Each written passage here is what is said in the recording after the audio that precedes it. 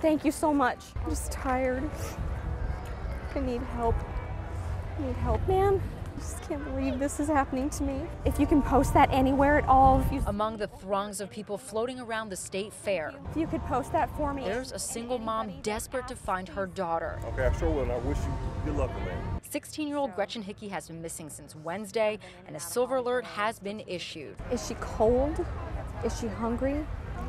Where could she be? Where could she be? Why? We didn't even have an ill word. Not even a fight? Gretchen is a freshman at Sanderson High School. On the day the teen vanished, They let school out early at Sanderson High School. there was an early dismissal at the school. A storm knocked out power. Lost, and I left work early, but I missed her. And nobody's seen her since. We'll keep our eye out. We'll pray for you. I've looked everywhere. All of her friends are still in school. How does a kid just disappear? How do you just disappear at 16 years old with no money, one pair of shoes, and from what I can tell, no clothes are gone from her room. Her backpack's there, her school things are there. How does she just disappear? You just wandered from school? We live close to the school. Gretchen is 5'3", weighs about 155 pounds, has brilliant green eyes and short red hair. If anybody says, oh, I know her. As mom passes out flyers with this information and pictures of the 16-year-old, She hasn't been home, she hasn't been on any social media. she can only hope it leads to a safe return. I want her to come home. I want her to be safe. I want to hug my daughter.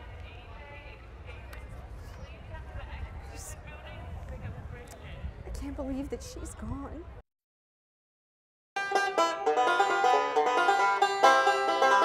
Garrett Newton has been coming to Beaver Creek Music Hall since he was a young boy. It's where he learned to play the banjo. Mr. Robert, if I start playing the banjo, can you help me out? He said, yeah. The teenager is the youngest member of the Southern Rain Band that plays in this converted barn every Friday night when Robert and Melba McGee open it up to the community. People from all over flock to the hall in droves. This whole yard from here to the road is full of cars. They charge nothing. They just want you to come and feel the love. One of 10 children, Robert made it a family affair while Melba cooked.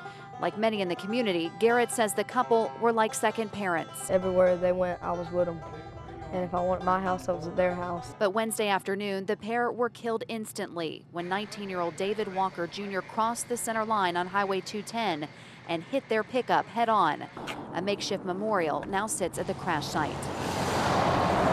Thursday, I just talked to her Tuesday night for a while and talked about coming picking some grapes, and she just picked them and some beans, and it's just not easy. Family gathered at the music barn to remember the couple who shared a rare kind of love, never leaving each other's side up until their final moments. They were Johnny and June, Bonnie and Clyde. They were always together. A love they wanted to share with others through the music barn. That's why Garrett says he'll keep playing. Because that's what Robert wanted. He wanted the music to go on.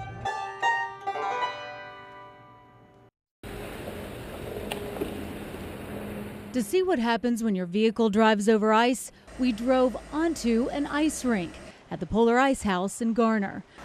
We put out test cones to know where we hit the brakes and where we would actually come to a stop. Okay, so now it's time to see what our SUV can do when it's up against the ice. In our all-wheel drive First Alert Storm Chaser, I went 5 miles per hour. Not have much traction here. Then tapped the brakes.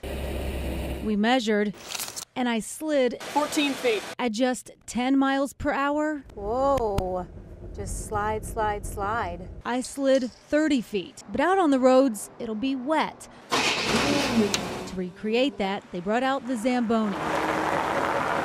Now the conditions are like the roads. At 5 miles per hour, we slid 15 feet. At 10 miles per hour, 46 feet. Basically, it took twice as long to stop. And even though things are safe and secure at the Polar Ice House in Garner, Really just hardly grips. There's just no traction. you don't know what you might run into on the roads, and your results could be much worse. Ashley Burnett was about to start second grade when her family received devastating news. I got diagnosed with stage 4 neuroblastoma, and I was very scared. Instead of going to school, Ashley met with countless doctors across the country, undergoing multiple surgeries and cutting-edge treatments. In the process, she developed a second cancer, non-Hodgkin's lymphoma. Ashley spent more than 150 nights in a hospital room. But through it all, she managed to keep her humor, creating this spy video with her mom when the battle got tough. I never really liked to have a dull moment in the hospital. I mean, I always knew that I was going to stay there for a long time, so why not make it happy? Then a turning point. Body scans showed the cancer was gone. Cancer-free!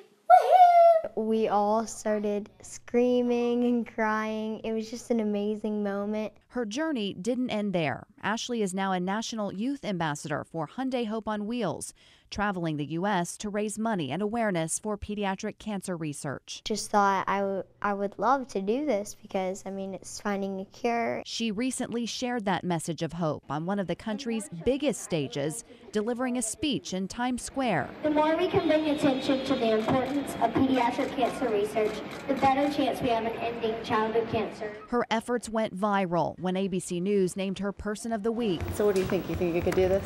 Yes. Even in the national spotlight, Ashley wants to shine it where she says it belongs, on sick children in the fight of their lives. You just need to believe in yourself and you can get through it. I mean, it's just that easy.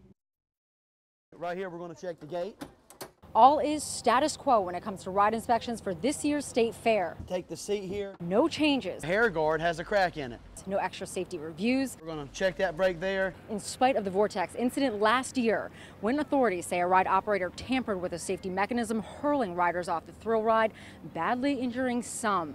Officials say the operator rewired the malfunctioning ride to keep it running after it passed the safety certification. If that guy's intent on doing something to the ride, it's going to happen. The Labor Department says they subject operators to a high level of scrutiny. Inspectors check every lock, headrest, seat cushion, nut, and bolt.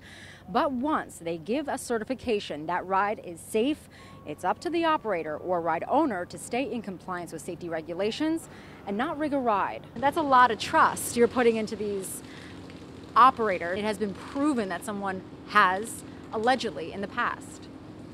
Well, supposedly, and I can't comment no more than that on that accident, but it's in our report what happened. There's nothing could have prevented that. We do what we go above and beyond what the law even requires. We don't even have to have anybody on site. The Gorham family was among the victims of the vortex accident. One member tells Eyewitness News he suffered severe brain and spinal cord injuries. The family has filed a multi-million-dollar lawsuit. Their attorney spoke with the I-Team about this year's inspections. He said, with the magnitude of this tragedy, you would think there would be a complete overhaul as is related to the safety guideline. It's difficult to understand why changes were not made. You see the damage, you see the injuries. You should want to make sure that it never happens again. 7 ride sheets, please. Some folks getting ready to attend the fair have the same concerns. Looking at what happened last year, some additional changes I think would be good. Others are hopeful this scene won't play out again. I've been coming here my whole life, so just one bad apple can't ruin the fair for everybody. Thank you. All right. Well, good morning. You know, it's not bad out here right now, John. There's a cool breeze, but we know it's going to get hot later. Temperatures soaring close to 100 degrees. Yeah, and Angelica, these parents are getting ready to bury their daughter on Tuesday, and tonight there was a vigil in the spot where she was killed. You can.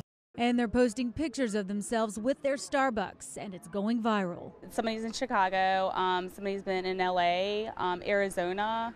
3 people who conspired to kill witnesses linked to a terrorism case are sentenced. Hussein Sharifi gets life imprisonment for plotting murders for hire. His younger brother, Shukman Sharifi, receives 36 months.